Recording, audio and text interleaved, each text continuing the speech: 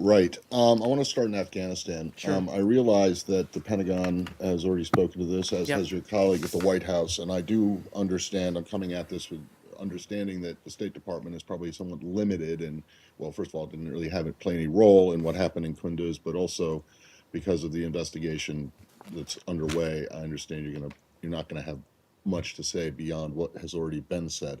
Sure. But what I want to ask about is just administration policy in general. So, not that long ago, in fact, just a little over a year ago, in August of 2014, um, Israel, during the Gaza conflict, was accused of, and in fact did bomb an UNRWA school in Gaza that killed about 10 people, or did kill 10 people. At the time, this building, in fact, the spokeswoman issued a statement that was very, very strong, saying the United States is appalled by today's disgraceful shelling outside an UNRWA school in Rafah, sheltering some 3,000 displaced people. The coordinates of this school, like all UN facilities in Gaza, have been repeatedly communicated to the Israeli Defense Forces. We once again stress that Israel must do more to meet its own standards and avoid civilian casualties.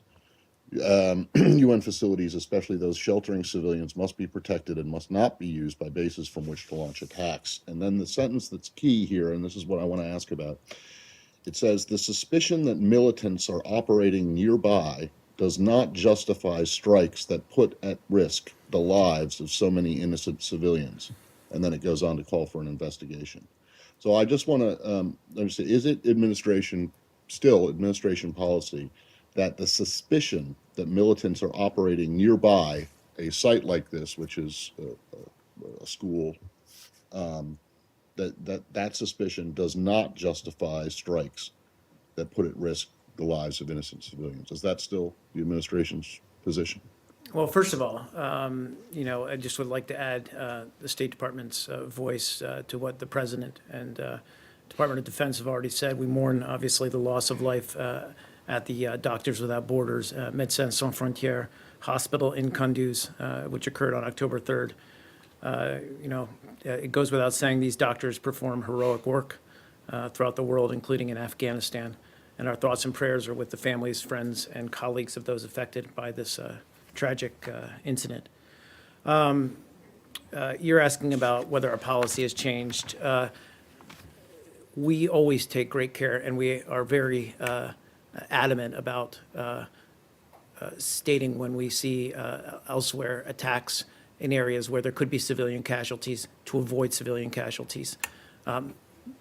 That obviously stands. There's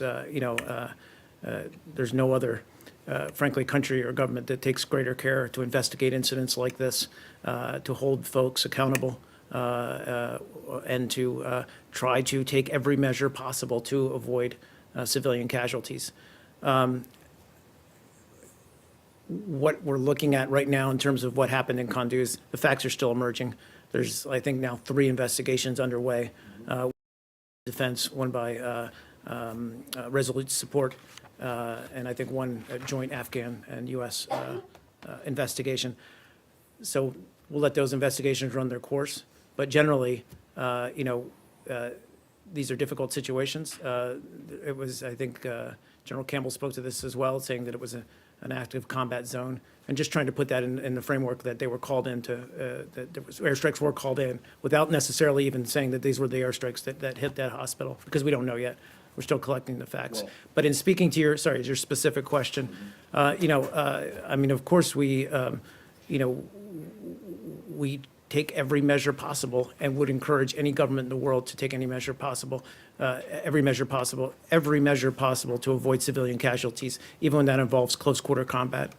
right. I understand that, Yep. and I understand. But my question was not about the idea, and I'm not challenging the Yeah. idea that that the military makes every effort to avoid civilian casualties. What I'm most curious about is that this statement said the suspicion that militants are operating nearby does not justify strikes, and the military has said that it was called in because the Afghans asked for it.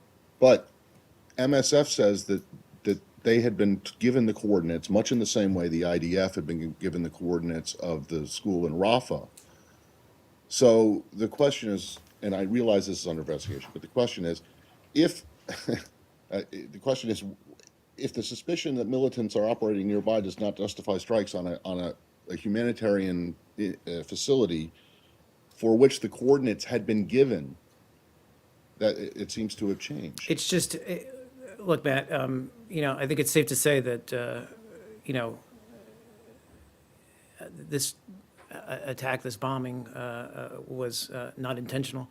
I can't get into what may or may not have happened on the ground, whether the coordinates were known, whether they were acknowledged. It's just too much speculation at this point. So Okay. you'll hopefully give me a pass if we wait for the investigation to run its Okay, course. and that's fine. I understand it. But in the case of the Rafah situation, you called for a full and prompt investigation of this incident as well as others Right. like it. That statement began by saying that the U.S. is appalled by the disgraceful shelling. That's before an investigation had even happened. So, can you say now, knowing what you did, that this shelling of this hospital was disgraceful and appalling?